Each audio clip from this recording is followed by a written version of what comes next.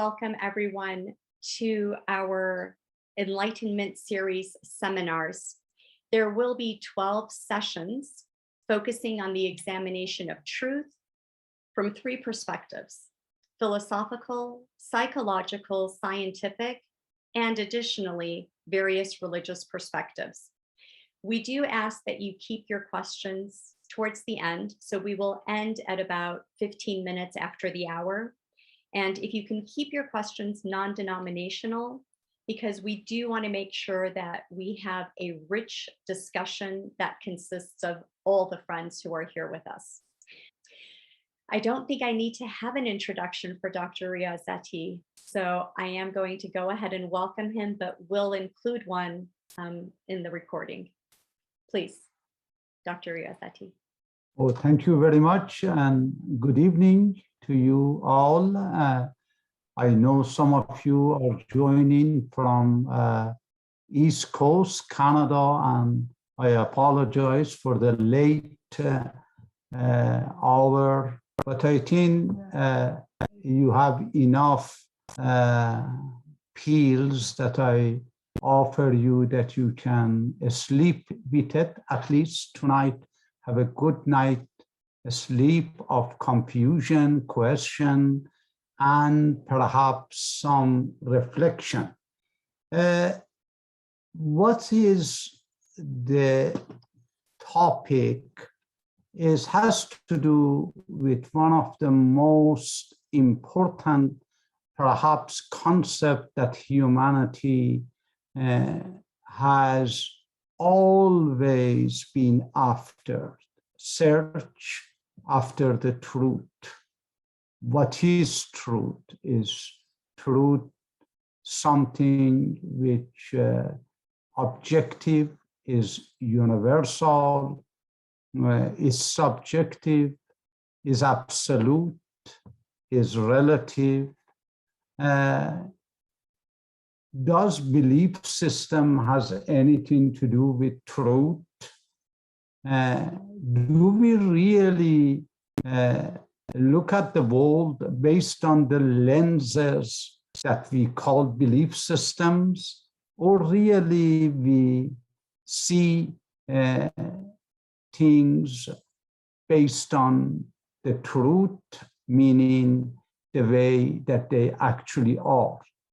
One of the most important prayer, if you will, that I have seen in Buddhism, in Hinduism, in Christianity, in Judaism, and in Bahaism and Baha'i faith and Islam, of course, has been these very famous prayers that no one has really paid attention to. And that is, oh God, help me to see things the way that they actually are, not the way that they seem to be. This is very important because it tells us that not necessarily what we believe, what we observe, what we feel, necessarily that speaks of the truth.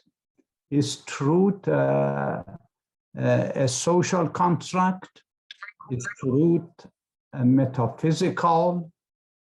Is truth, according to Einstein, a cosmic reality? Is truth from psychological perspective, which is my field, is a psychological archetype that the people use? Is truth psychological narrative, stories, context that everybody devises? When we are born, are we created with certain instrument in our mind to see things the way that they are? If we have a personality disorder, or if we have some diseases which has to do with inheritance, such as autism, that partially is influenced by genetic factors, is really for the person who has those kind of afflictions or challenges, does that person sees the world the way that somebody else is looking at the world. As you can see, ladies and gentlemen, what am I trying to convey at the beginning is that we should take this question very seriously, because we are living in a century which is bombarded with different groups, whether religious, whether political, whether philosophical, that say we are the beholder of the truth. They even sometimes tell us to investigate the truth. What do they really mean? Can you investigate the truth without having some kind of instrument? Is science really leads us to the truth? Is truth really scientific or religious? Or the truth is something above it and beyond it? So these questions are the basis of the sessions that we will have together. And my aim is that provide an environment that you can reflect, meditate, and most importantly, ask some questions from me. And my hope is that we, through the art of consultation, do some reflection, that we can get closer to the truth. Do you know there is a book written by Arnold Toynbee, which is called Change and Habit. Change has to do with continuity, and habit is a natural tendency to keep the status quo.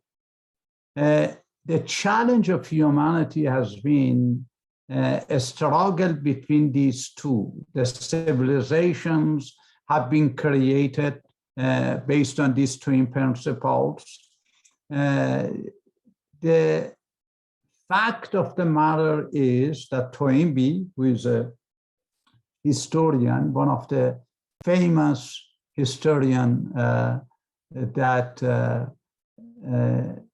humankind has seen after perhaps heard it, that he says humanity is bound by limitations, and therefore limitations causes humanity to experience fear, and sometimes fear causes resistance to change.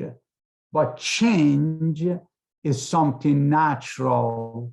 It is like a flow of the river, and no one really can stop the flow of that river.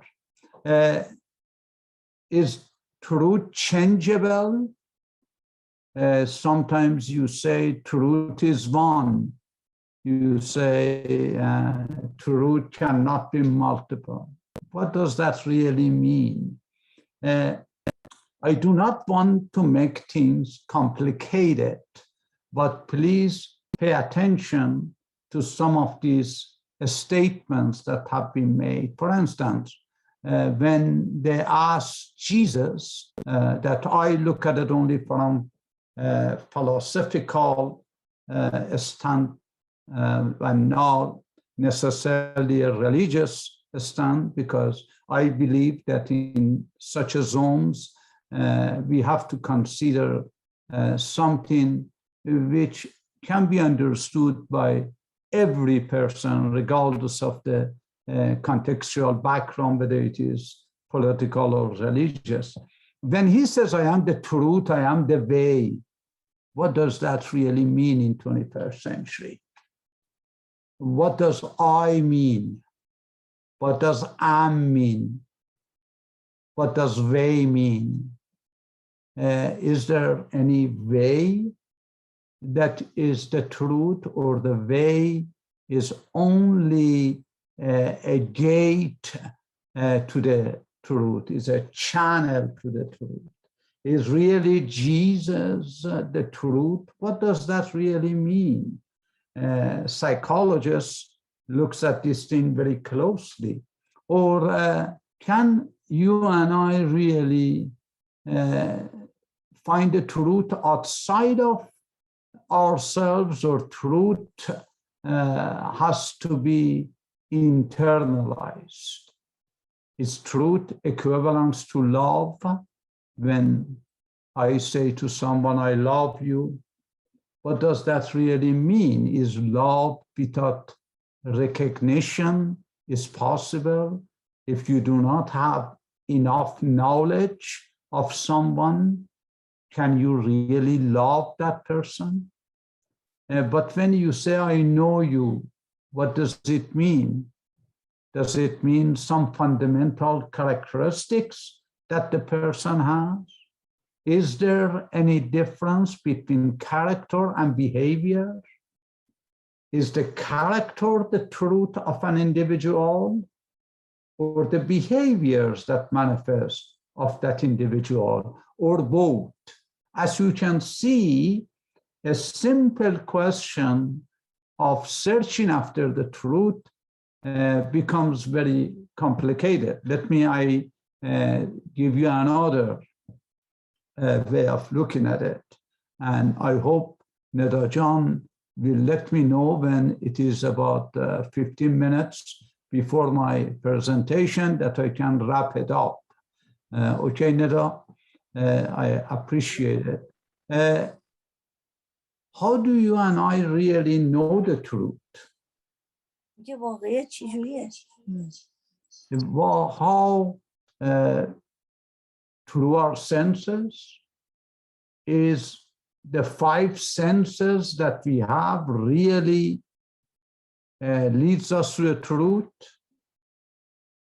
Or there are some other senses in a human being, which I believe, as a psychotherapist, as a scientist, that there is, at least we have 10 senses, at least.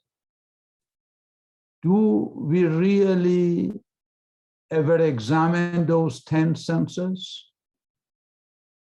For instance, is the power of imagination helps us to even imagine what the truth is? Takhayyul, to be able to imagine. Why some people, such as Einstein, he says the power of imagination is more important than the power of thinking. Is really a person can get closer to the truth if he cannot imagine a world outside of the box that he or she has made of any concept? Please pay attention to this. There is another faculty in us which is called thinking. Mutafakkara, tafakkur, fikra. From psychological and philosophical standpoint of view, power of thinking, although is very important, but it is not really that important, because it is not really the answer that gets us to the truth. Thinking means just observing the component of any concept. But to know the component of something, that doesn't mean that we can fully understand the archetype of that thing, whatever that may be. Another faculty is comprehension. Comprehension simply means critical thinking. How many percentage of people you know around you that even think, let alone critical thinking? Can you do a critical thinking without asking questions? You do not ask questions to challenge. You do not ask questions to make yourself feel better and make somebody else to feel lower. To ask questions to go beyond the boundaries that senses have created of the reality. It is interesting to realize that those people who throughout the history of humankind have reached to the station to see a glimpse of the truth, whatever that truth is, they have used the faculties that are inner as well as the faculties that are outer. Please pay attention.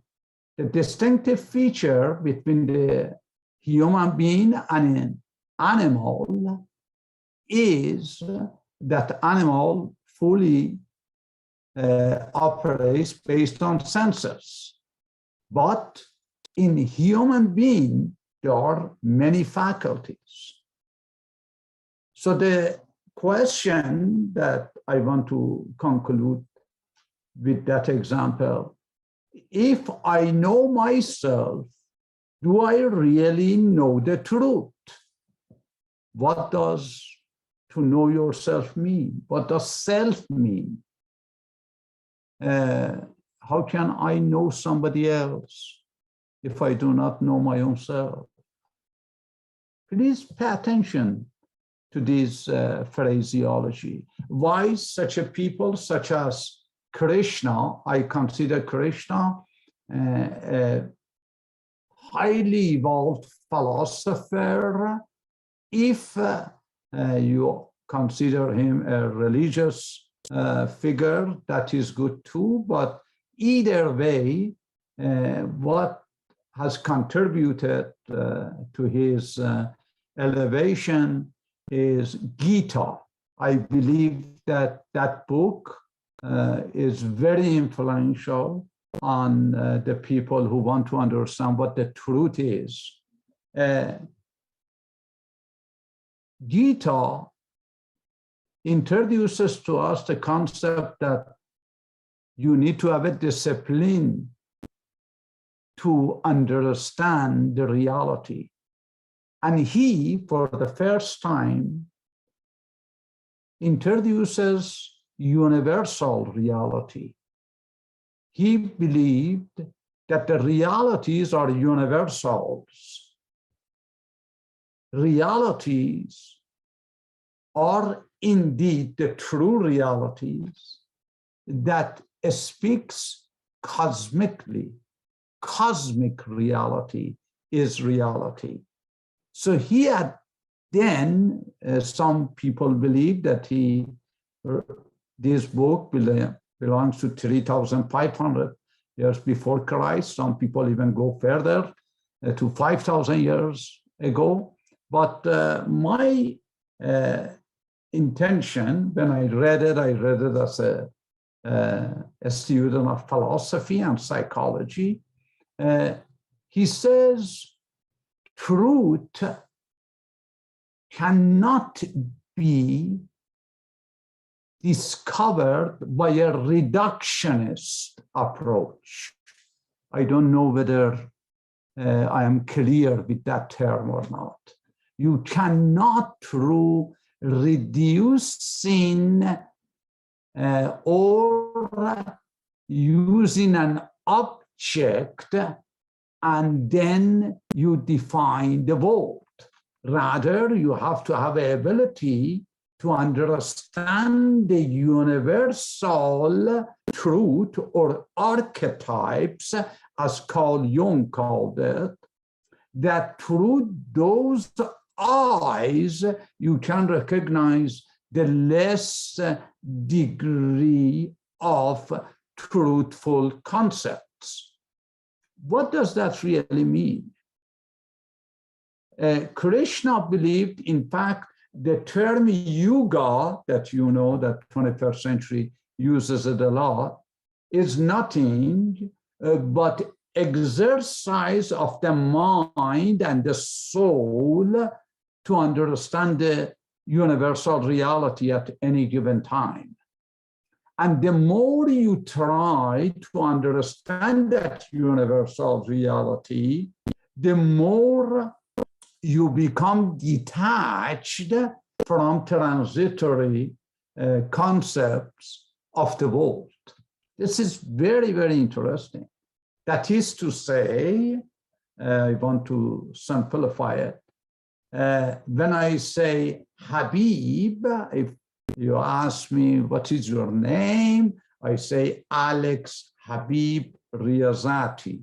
Then you may say, he's a confused guy. What does Alex mean? I say, well, because I was in America, Alex and Habib, Persian, Arabic, and Riazati, maybe my great-grandfather liked Italian, so Italy. It becomes all subjective, objective. But Krishna would tell me that, Habib, your reality is neither Alex, neither Habib, neither Riazati. You are defined by how you think. How you think is defined by how your soul actually functions, and your soul, in fact, only reflects good thoughts, good feelings, when it looks at the universality of concepts. This is why there was a term which Hegel used, Kant used, Plato used, Socrates used, Jesus used, Muhammad used, Baha'u'llah used, and that is the greater spirit. What does that really mean? I do not want to get involved in religion at all, because I don't believe these things are religious. These are concepts that helps us to understand the reality. Now, let me bring it down to the earth. To know thyself is to know the truth. What is myself? Is myself separate from you, yourself? Is when today I told someone I love you, and you have to be careful in America. You do not just tell everybody I love you, especially if you are Persian version. You may get some nasty text. It says, hey, hold on a second. You never say, maybe I love you, unless you have a good sense of knowing me. Please pay attention. That person who told me was extremely intelligent to utter that, because with our knowledge, our love increases. So the question is truth has anything to do with recognition? If your knowledge increases, does it really mean that your inner knowledge also increases? your knowledge from science, does it really make you more aware of yourself and realities around you? Please pay attention. So, the first and the foremost are these questions. What is truth? Bertrand Russell, who I respect a lot, he said the people do not discuss truth. The people discuss belief systems. My belief system might be different from your belief system, but there is no such a thing as my truth versus your truth. Please pay attention. Truth cannot be owned by someone. I am the beholder of the truth, and I do not want to go into different topic, but fundamentalism and extremism actually rises when you actually confuse between belief system and truth. The people in this world do not understand that the truth is universal. Truth has nothing to do with my feeling about the truth. So when they tell me, go and investigate the truth, do they tell me to get out of these man-made conception of the truth and go to something metaphysical aspect of truth, as the people such as Plato, Kant envisioned? Please pay attention. But now another aspect is truth something static, or truth is something which is dynamic? Or even a question which is higher than that, is truth something? Or truth cannot be defined, but we only by aid of the truth, we actually construct our social realities. That brings us to another very important topic. Is truth a social construct? Is truth a mathematical construct? These are the topics that I would like within these 10, 20 sessions that we have to examine. I will invite from here on the people who I respect because of their humility, because of their insight, to share with us how they see the truth based on their profession. Only for your information, I do not know whether dear Neda, our host, shared with you. These groups that are in this session, this is not a religious form. Therefore, do not come with already defined answers. Do not try to impress each other. The first and the foremost quality of any researcher of any truth, whether it is scientific or religious, is the feeling of humility. Humility from the kingdom of names. From kingdom of names means from these transitory names, labels, positions of the world. We need to free ourselves from the chains of slavery to the ideas if we are after truth. or we are researcher. I want to even give you a synopsis that if you want to be a true seeker, the foremost quality is to break the chain of mental slavery. Please pay attention. It is very hard, as Toynbee mentions, when you have lived in a culture, by a tradition,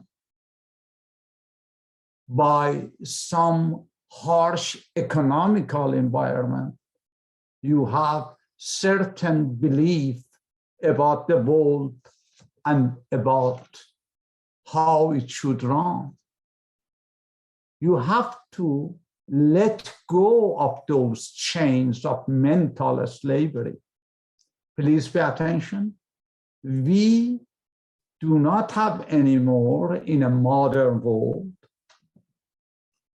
Habib to become the slave of somebody else. Physically, you don't see on the street of New York or Los Angeles the people being chained and then somebody drags them.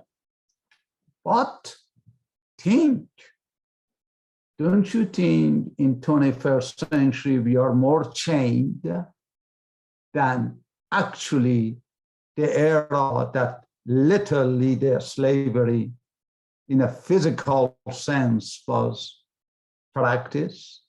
When you have a certain habits of thinking that you cannot let go.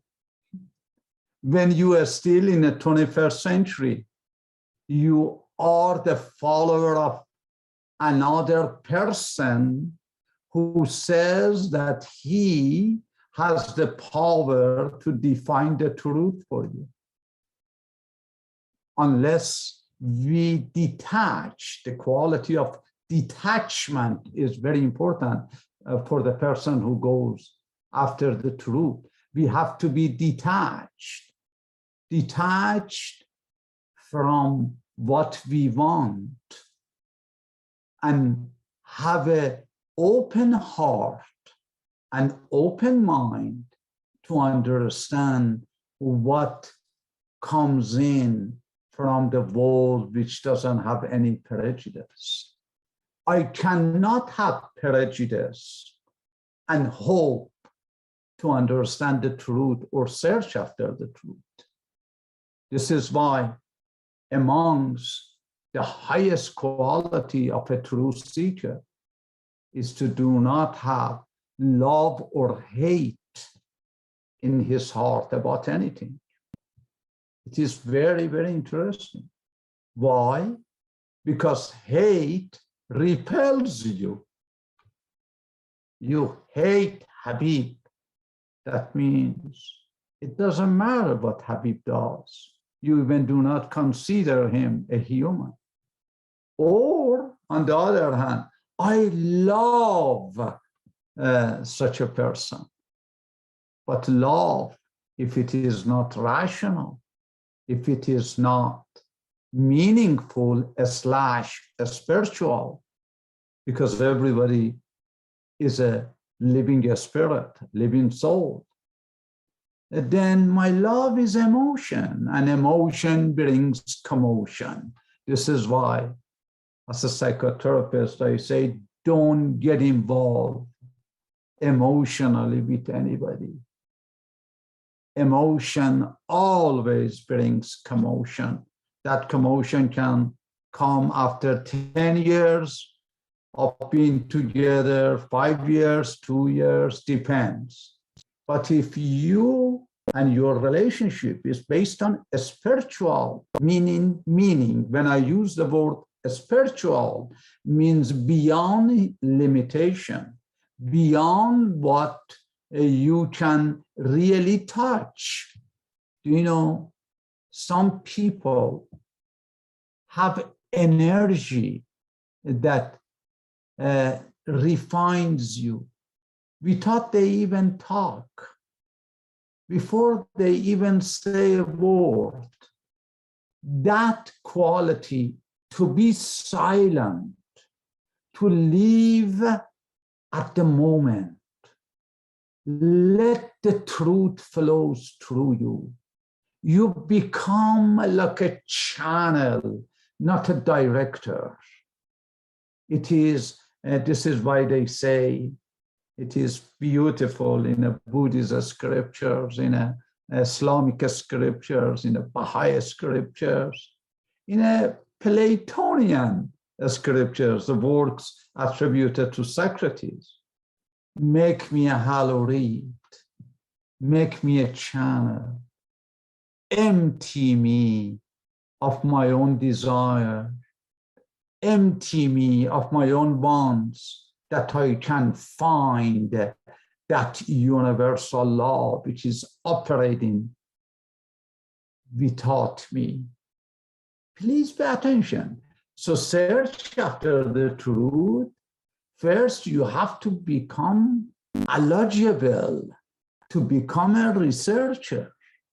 Another quality is that do not establish truth and then go after it. Because then why do you go after it? Say you are a Muslim, or you are a Buddhist, or you are a Baha'i, I don't know. For me, religion is something personal. For me, what is important is the quality of a human being, how I treat you, how I respect you, how I cause transformation around me. How do I do a selfless act of service? This is what I call my religion. This is why a religion has a root that majority of the people who are adherent to the religious systems have forgotten. Religion comes from a word. Religio means to reunite. We are all divided within our own selves. My feelings, my thoughts, my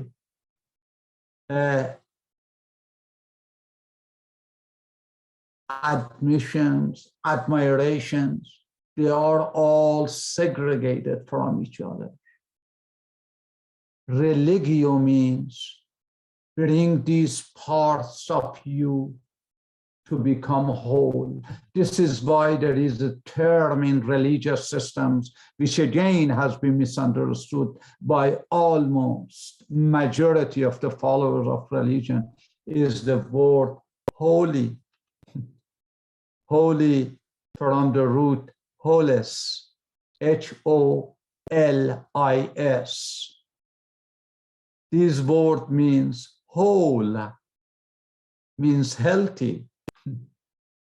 Oh God, make me holy, means, oh God, make me healthy, make me not to be hypocrite. I don't say I love you, but at the same time, my action shows that I even do not care for you.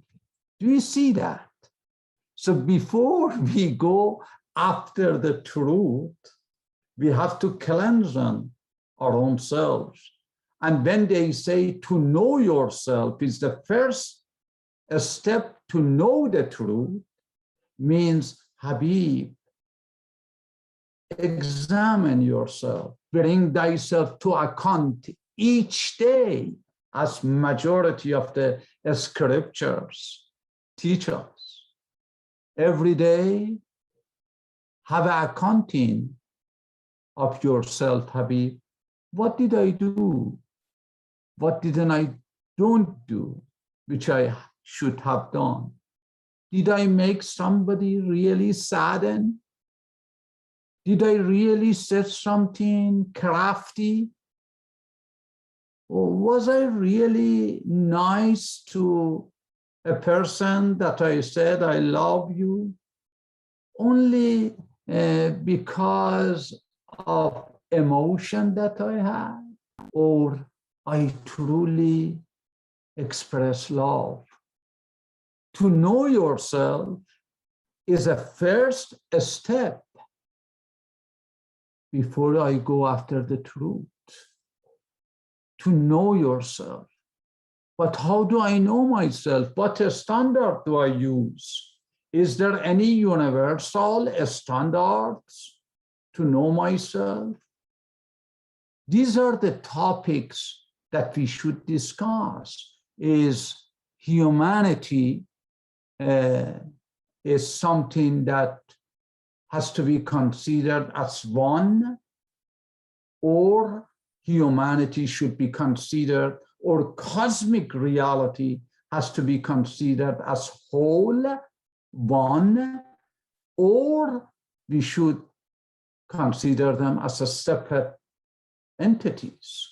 How you look at these things influences how you assume what the truth is and how you actually address the truth. So I think the time that I allocated is over, according to the note that I got from my supervisor, Neda. But please pay attention. If I didn't leave you with anything, my dear brothers and sisters in heart, I am inviting you to critical thinking. I am inviting you to use the highest gift that God has endowed us, God, universe, whatever you call it, ability to think, to reflect, to analyze, but not to paralyze yourself. If we do that, we see that we are in the 7 valleys that have been written by the mystics, by the philosophers, by religious figures. The first valley is what? Is to want, search. Isn't that right? Attar, Rumi, Jesus, Baha'u'llah, Muhammad, and it has to do with the truth of all things. You have to have that love to find out. This is why the people who think, I don't need to find anything. Well, that is the beginning of downfall of humanness. Because unless we find the truth, or at least we get on the path of getting closer to the truth, we cannot be human, because we are becoming human. We do not want to become robots. We do not want to become slaves of ideologies. We want to be human. And I end with this very important lesson that I have learned in the field of religion, philosophy, psychology, and sociology. Every one of us has ability to find the truth. Every one of us, 7 billion. We have to create an environment that the people can unravel those hidden mysteries that are within them. Is education has anything to do with it? What type of education? Has culture influenced the truth? And. I stop right here. I give you some homeworks if I can. Am I allowed to give homeworks, or this is only a you have come to find the truth, means to find a friend, to find a classmate, or you come here to sleep a little bit? I don't know. Why are you here? But I'm assuming that you are all after truth of some kind. So the homework that I have for you is the following. Is truth something personal or universal? That is my first question. Next time I go around, whether you are 45 people or you are 100, it doesn't matter. And you know my sessions, whether there are 2 people, I do serve you the same way that you have 300, 1,000. That doesn't mean anything to me, is equality. So truth is subjective or objective? Second question. Do we need a metaphysical means or source to lead us to the truth?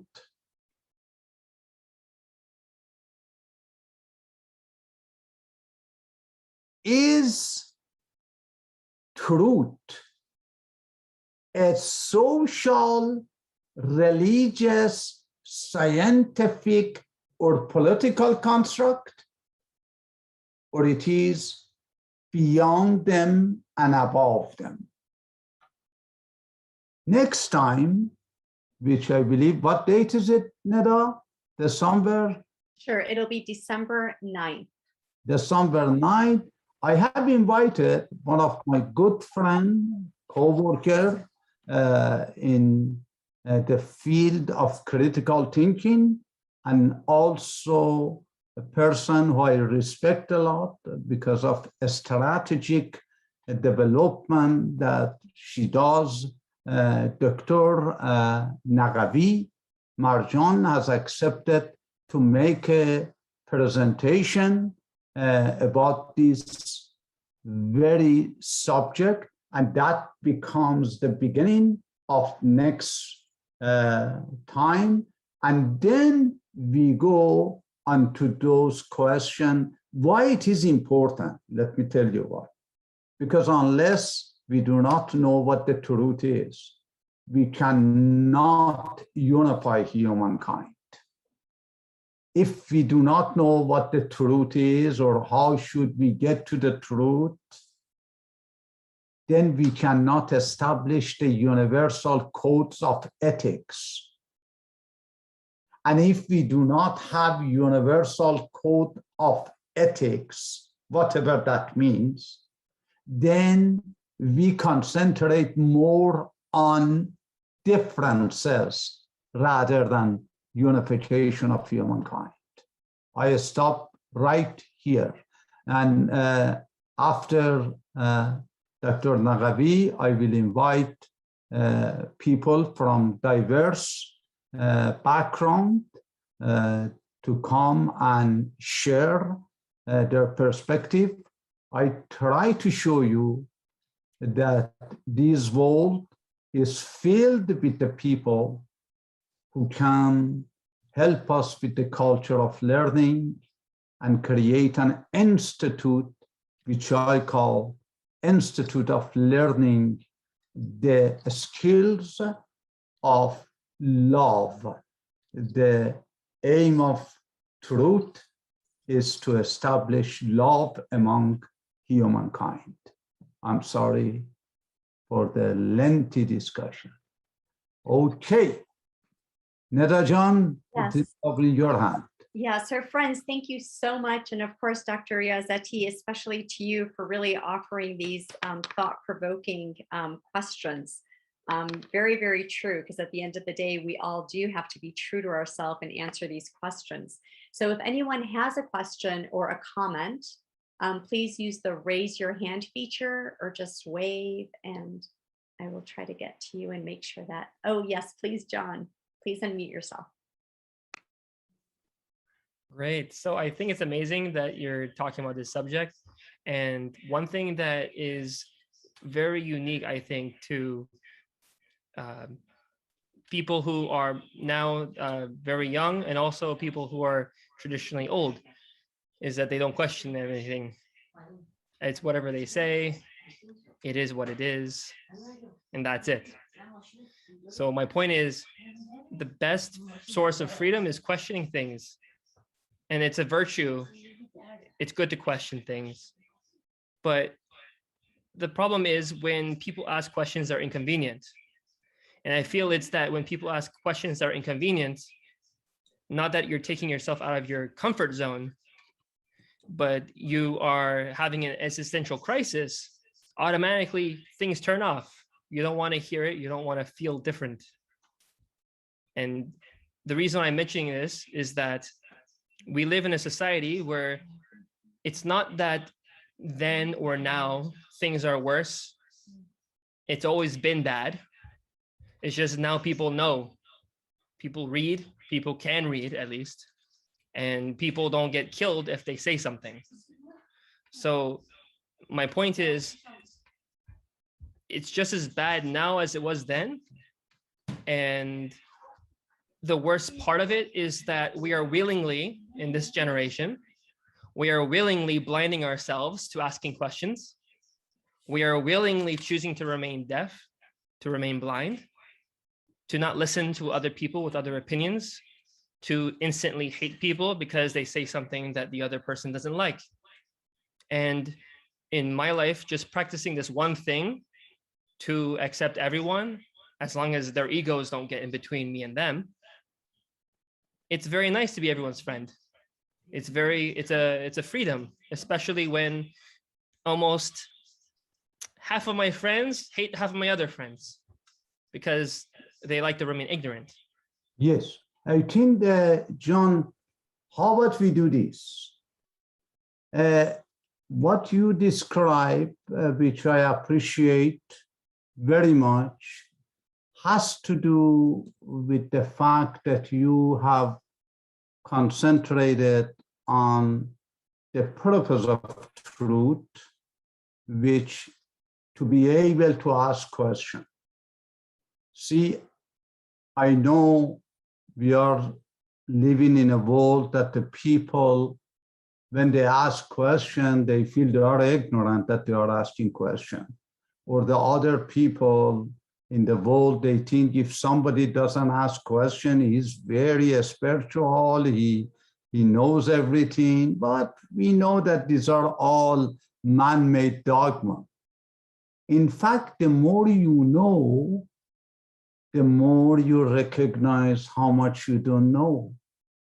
And that is one of the aspects of getting closer to the truth. The more you become holistic, the more you become humble. And the more you become humble, the more you become detached. Detached from judgment of others and detached from you judging others. I, as a psychotherapist, have learned this. I can say to you, I understand you, but I am never you, John. You are you. Therefore, when at least we as a psychologist tell people, yes, I know what you mean, that only if it is true to the most, that means I am not judgmental. That means I am here to become an aid to you to express yourself. Because remember, we live in a world that based on the image that we produce of ourselves or the image that we make of others, we try to define their reality and our reality. And one of the fruits of these meetings, enlightenment, is to say, don't worry about how the people judge you. You just only worry that what you do has a universal impact. Whatever you do, be sincere. Whatever you do, you have a well and good intention because they know you by your fruits, not by what kind of tree you are really. Okay, next question. Yes, Nuria, please unmute yourself. Thank you. Thank you. I'm following Dr. Riazati from Zoom to Zoom. I am learning from you, Dr. Riazati. Thank you. My question is, in search for truth, everyone thinks that their way is new way, quote unquote, new way. So how do we say this to other people, that other ways are old? I mean, quote unquote, using the word old. Yeah. Because everyone thinks that their way is new and the ultimate new. Yeah. So how would you? See, How would we? what is old really? What is new? I remember when the famous Greek philosopher, I believe, said, everything is changing and you never look at the same thing twice. So we are all changing. Is there an old truth versus a new truth? No. Truth is universal. Its implication by the growth of humanity at different stages requires a different definition of what helps to reach and uphold the truth. Let me give you an example, if I may. This is not a right way to say my truth versus your truth. There is no such a thing. Truth cannot be possessed by anybody. There is no such a thing as my truth. You know why I say that? Because if even the whole world, 7 billion people, if 7 billion people accept an ideology or theology, that doesn't mean that because the people believe in it, what they believe is true.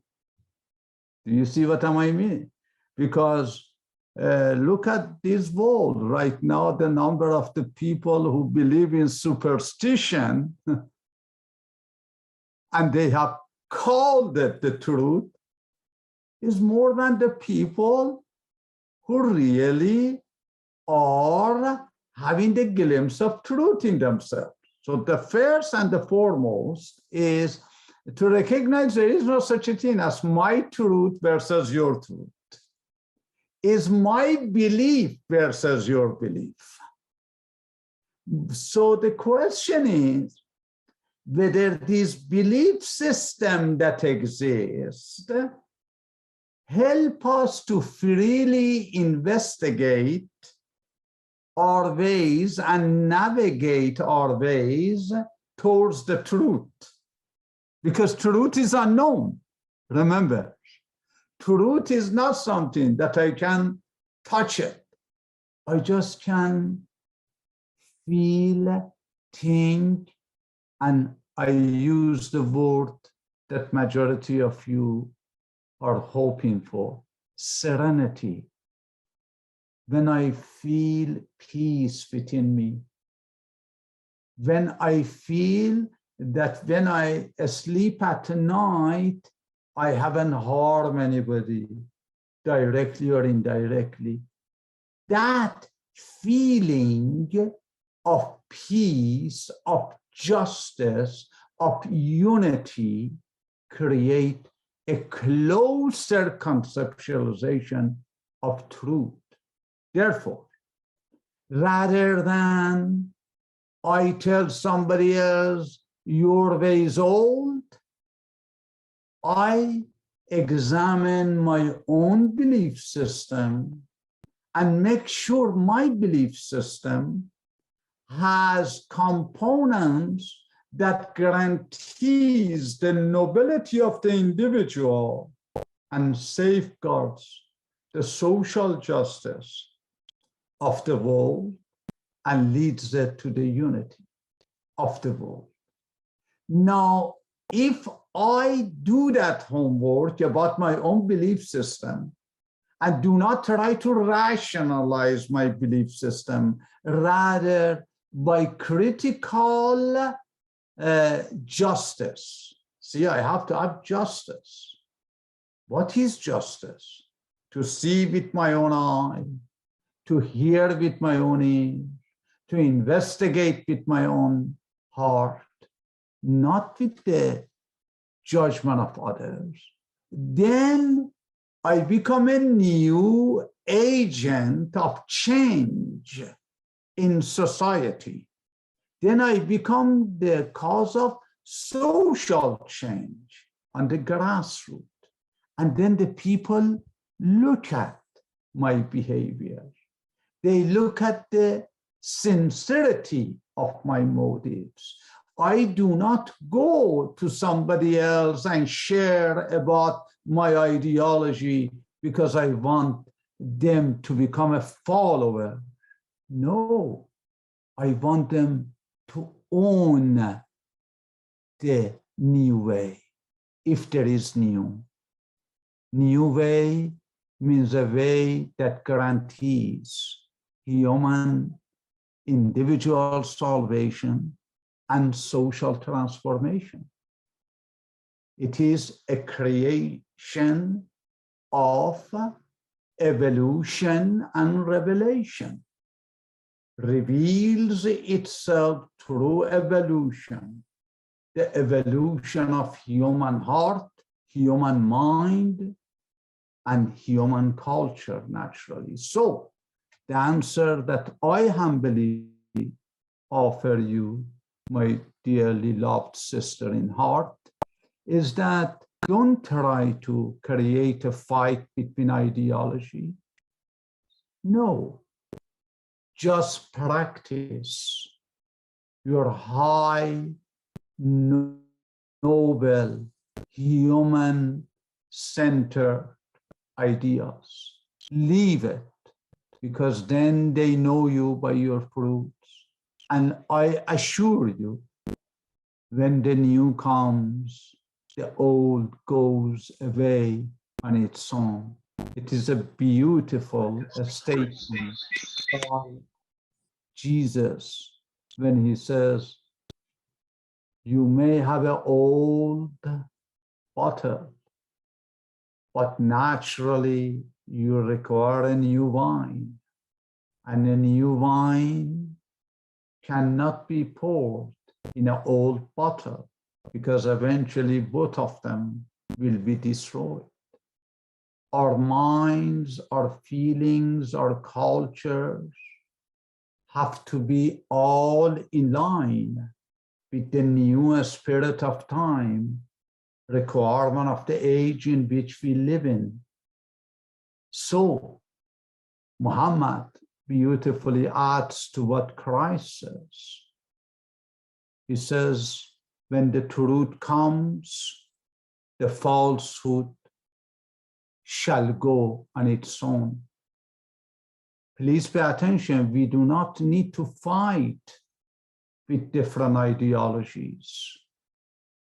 We do not need to hate upholder of different ideologies.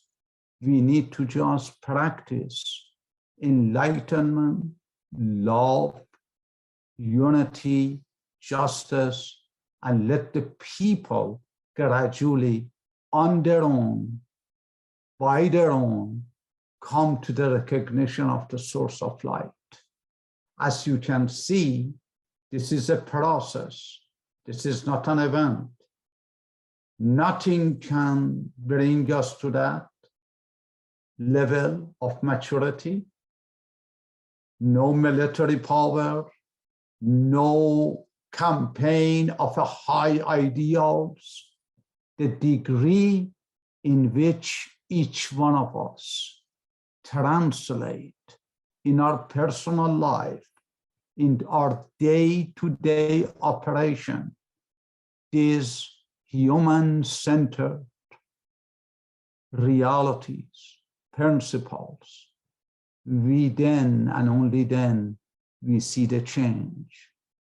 This change is transgenerational through education, through training, through free will, through critical thinking, and through exercise of the art of love, compassion, and consultation. Sorry. Next. Yes, Sarah, please unmute yourself. Thank you. Thank you, Mr. Riazetti. As you mentioned, truth is dynamic and relative. And, we should, consider, are we talking about truth in individual life, truth in society, truth in international bodies, truth, spiritual truths, and how these are related. And if we correct the necessary relationships that Abdul Baha talks about between us and each other and matter, environment, whatever, if these relationships come together, that we have accomplished a great deal of truth. But truth is something that in every environment can be different. And as you mentioned, dynamic, relative, are we talking about scientific truths? Are we talking about spiritual truths? Are we talking about truth in media? What brings salvation to humanity? What truth is that? So Yes. if you could define the truth more narrowly, then I think it makes sense to me more. Thanks. See, thank you, Sam, for your explanation.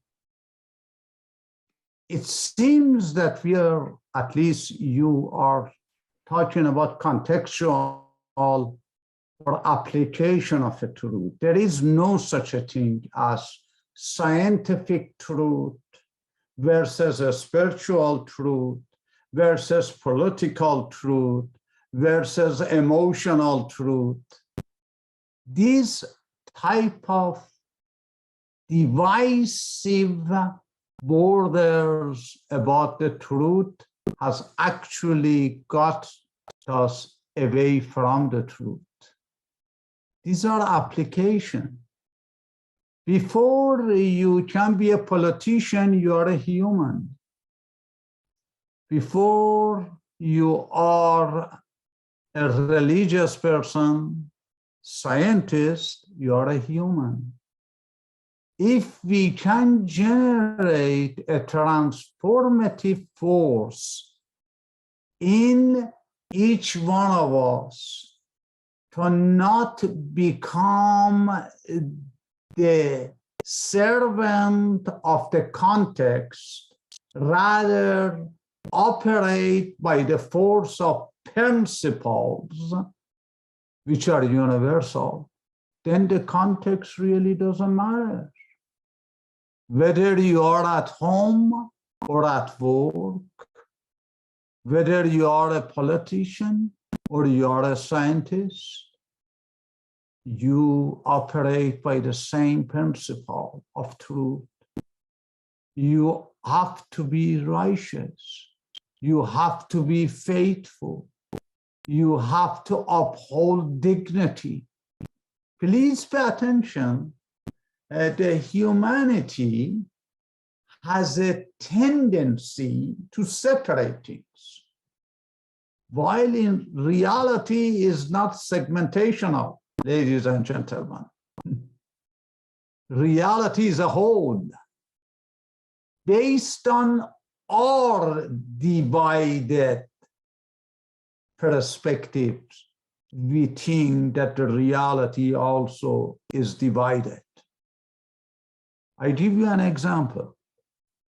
It is like somebody says, I want to acquire some humanistic, I use the word, spiritual, religious qualities. I say, oh, okay. And you know, because I'm a psychologist, I always ask question. It's very bad because I'm not a good man. I have to always ask question.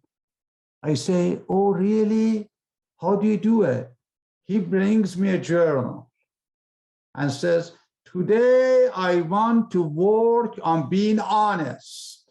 That's very good. How about tomorrow? Tomorrow I want to work on being faithful. That's very good. And then 7 days a week, 7 qualities. And then he says, what do you think, Doc? I say, well, I think the way that you are going, you actually, by the time you go to the next one, you lose the first one. Why? Because, my dear brother, they are all one. How can I be faithful but not be honest? How can I be honest but not to be just? Do you see that, Neda? Do you see that, Sam? This is the problem that I referred to in the beginning. Be holy, for God's sake. I'm a holy man, holy man. You do not mean a man with a lot of holes in it. You do not want to have holes in yourself.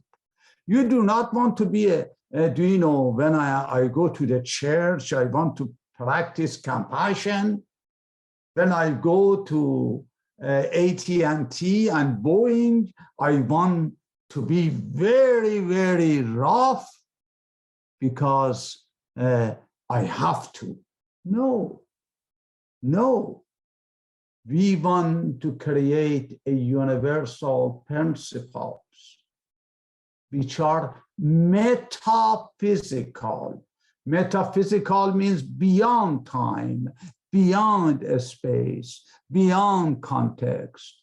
But let in each context, the beauty of that context evolve, manifest in following those grand principles.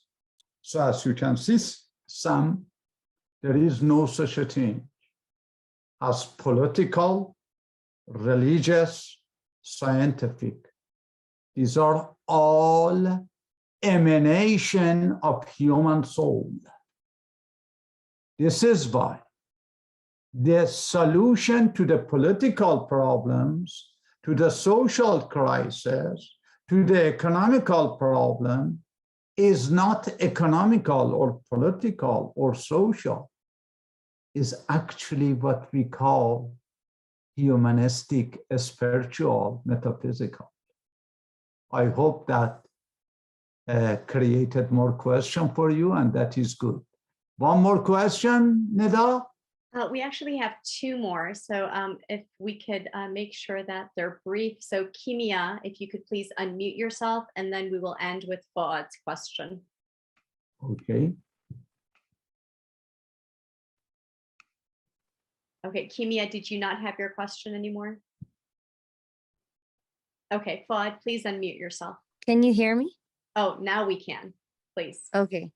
I actually don't have necessarily a question, but a comment.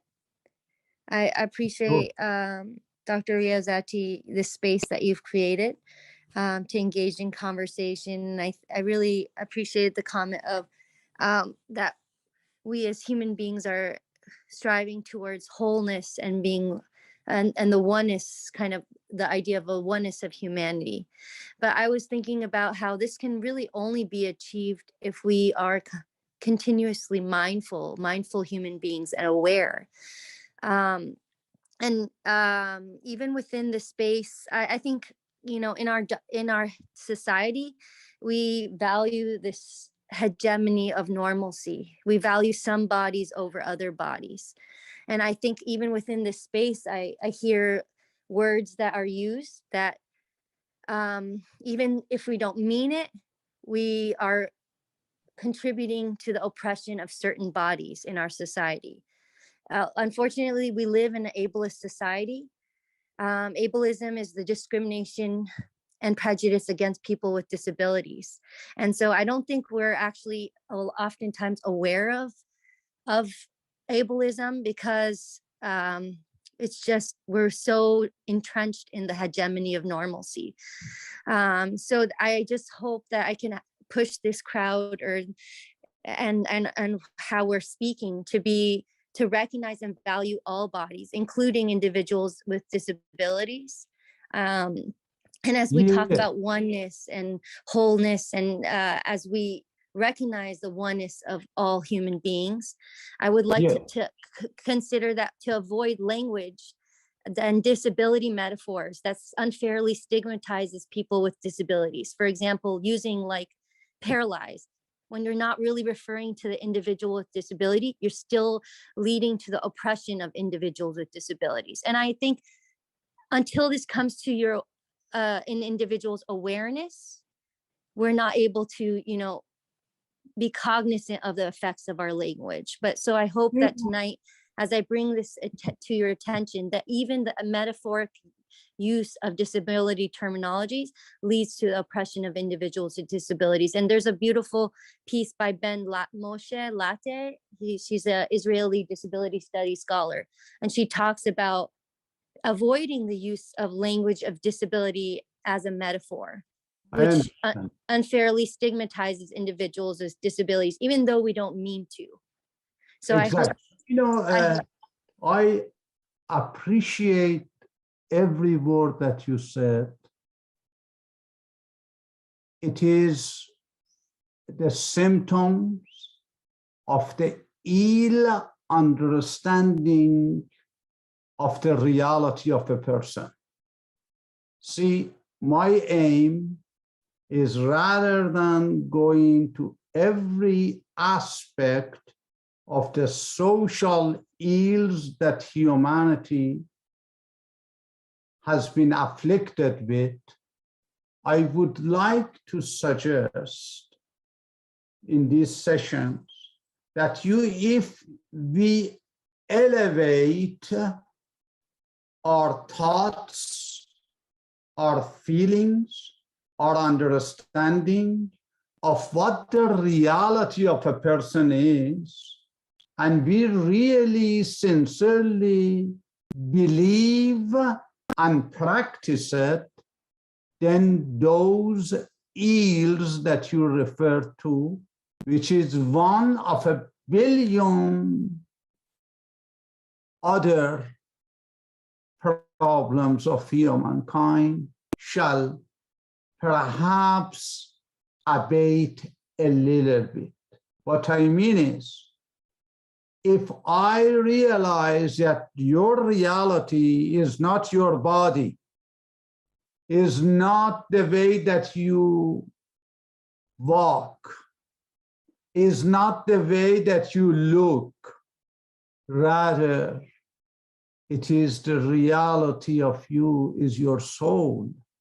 If your heart is the love that you have within yourself, even if you have not manifested.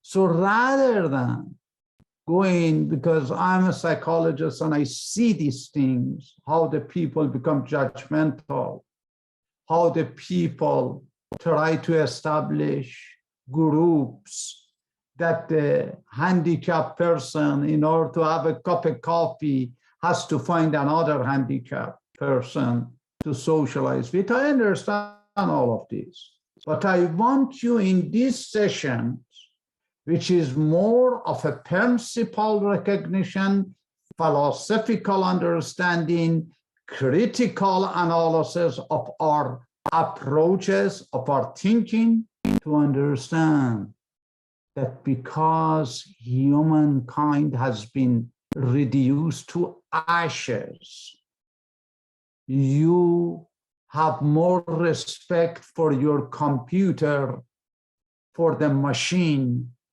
than you have for a human. Then what do you expect, my friend? We want to elevate this level that we are facing, that every human being, regardless of the physical limitations, it has a jewel in it. My dear friend, what was the best composition of Beethoven? Wasn't that composition, that symphony, that when he composed, he could not even hear. And then the people who were next to him had to turn his chair that he can see the vibration of the joy that he has created in the audience. Haven't we seen the physicists? Haven't we seen the recent physicist who was majority of his life was on a wheelchair, but he is one of the greatest minds that we have seen? So don't believe that your limitation should define you. Don't believe that your nobility is your appearance. Always remember, appearance is simply a manifestation of a physical environment. So I can even elevate it. Which one is worse? A physical handicap or a mental handicap? If I have full of prejudices, if I think that my way is the best way and your way is the old way, am I handicapped? But I look good. I run a business. I am very active in a society, but I'm handicapped. When I judge people based on their race, their gender, don't you think I'm handicapped? So elevate the conversation. My aim is that these webinars create a space for a dialogue between you when you are out of the webinar. You may disagree with me, which is very good, but think, what does this term really mean? Is really the language or the thoughts behind the language, the feelings behind the language? You can make me that I don't use the word, which I agree that we have to have a universal language that considers those factors that you mentioned. But isn't more realistic to change my mind and my heart, and then my language will change? Because remember again, as a psychologist, what you utter is how you feel. And how you feel is how you think. And I really like that. I really like how you saying changing the hearts of men. But however, we also have to start with awareness, because I think there is not awareness of the power of words on human beings, especially like just learning history, the history of words, I think can contextualize also Okay, and I know that what's sociopolitically correct is evolving and changing overnight and over time. But for example, the word handicap, the origins of the word comes from the idea of handicap. So equating individuals with disabilities to being beggars. So like, I think also as we bring awareness to our hearts and our minds, I think it's important we learn together and develop a conscious awareness of the power and impact our words can have on others. I agree. The only thing that I am trying to emphasize is reductionism should be avoided. Change holistically. Be holy. Holy in the way you talk, the way you feel, the way you think. And then if you do that, then you get rid of old theologies that doesn't work anymore. Old thinking process, old conceptions of everything on the face of the planet. And we will get into that concept when I talk about how to change the heart one by one. Last question for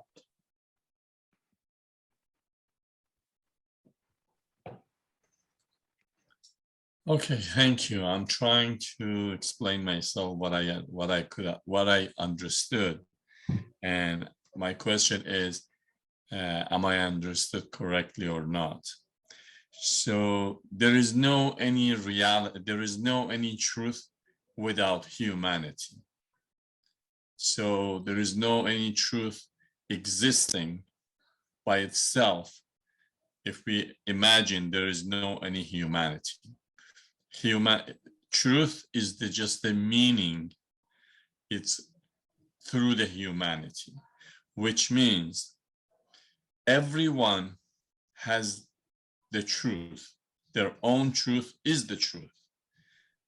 But at the end, that can be all one because the humanity is one. But when we accepting each other as what it is, we accepting the truth. So I'm hoping I could explain what I understood. I'm not sure is this correct or not. you know, John, what's happening is if I am not here, really is the truth there? Is truth subjective? Is truth objective? Let we build upon it, but I want to assure you, Mr. John, because it is late at night, truth exists independent of you and I. If that truth, and remember, please, you are not the center of the world, I'm not the center of the world. Truth exists because truth is not us. Truth is not our invention. Truth is something, a force, a cohesive force that puts the universe in order. Truth is eternal in the past, eternal in the future. We are all speaking about manifestation of truths. It is two different things. The goal is that we can get rid of these conceptions and misconceptions, that we become a part of that truth within our own existence. Let me give you an example. Why have I been born? خیام است، رومی است، Socrates asked, why am I here? Where am I going? These are a good question, isn't it? Am I here to make babies, get married, get divorced, and again get married, get divorced, and then at the end I cannot get married because I'm getting old? What is it that I'm after? What mark do I want to make? Another term, Mr. John, that has been misunderstood, especially by religious people. I'm sorry, but these religious people have been the high contributor to lack of morality of humankind. There is a term, martyr, to become a martyr. What is martyr?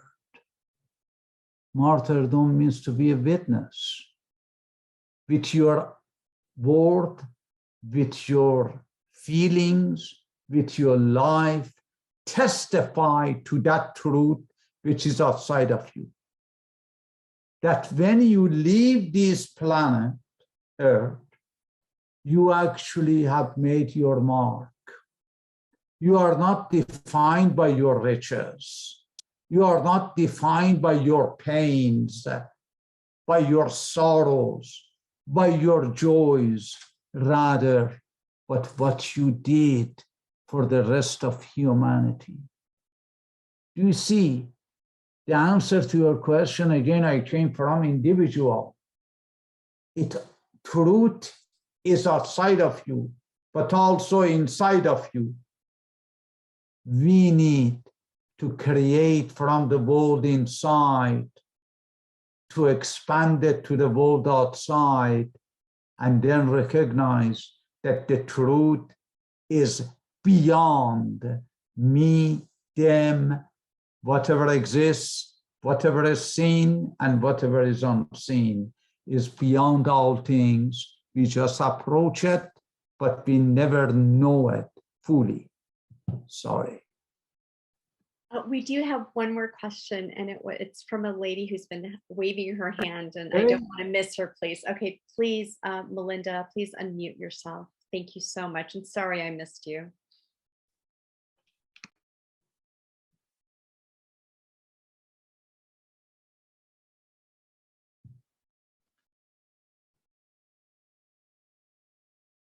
Melinda, please unmute yourself. Thank you.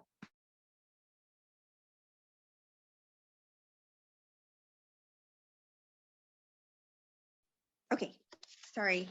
This is my first Zoom. My question is, thank you so much for your talk tonight, and I'm so looking forward to the next few weeks.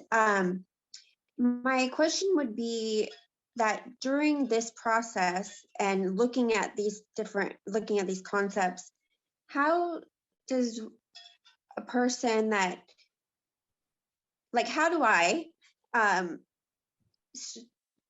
begin to understand or take this path, and also at the same time not get or feel kind of defeated, or when you're detached but not isolated? Is that through meditation, or is that just through your own internal knowing? But how does somebody stay positive in this journey when those around us might not be taking that same journey? Sure. Do you know, again, your question links to the earlier questions, Melinda, that we are spiritual beings who have human experience. We never should forget that. Because when we consider ourselves spiritual, simply spiritual, I'm not using it in this religious connotation, which they confuse spirituality with these customs and so forth. I am talking about the reality which defines your soul as a unified being with a high purpose. Then this soul is like a bird within you. This bird always flies in the apex of prosperity. But because it is in the realm of time and space, it has to live with the contingency of the time and space. That means has to come on the ground, has to eat, has to see the competition with other birds, because it is the code of survival, but also has to be mindful that his wings do not become heavy of dust, because then he cannot fly to the apex of prosperity. This is the art of living the life. Life doesn't say the good people do not have hardship. This is a wrong myth. In fact, the life says, learn how to deal with the challenges rather than looking at the challenges and hardship as an evil, demeaning thing. Look at it as an opportunity for growth. And that insight to the realities, Melinda, is make us to grow, make us not to feel stress beyond what is needed. You see what am I trying to say? Yeah. That you have to fly while you are on the walking on the earth. You know that they look at you. You are in the worst miserable situation, but you are still, you are a mover and shaker. Still, you have a higher spirit because you have not allowed these crises to define you. You turn the crisis into victory. If the world offered you lemon, you, because of that high, Lemonade. made a lemonade. Enjoy. I'll make a tart. So I hope that was helpful. Okay. Thank you. Thank you again, Dr. Riazati. Thank you all for the questions, and thank you all for your patience. So the next session is December 9th at 7:30 Pacific time. Okay. Thank you. And thank you for giving me the opportunity. Thank you very much. To service. Bye-bye. Thank you. Thank you. Thank you so much. Appreciate it. Thank you.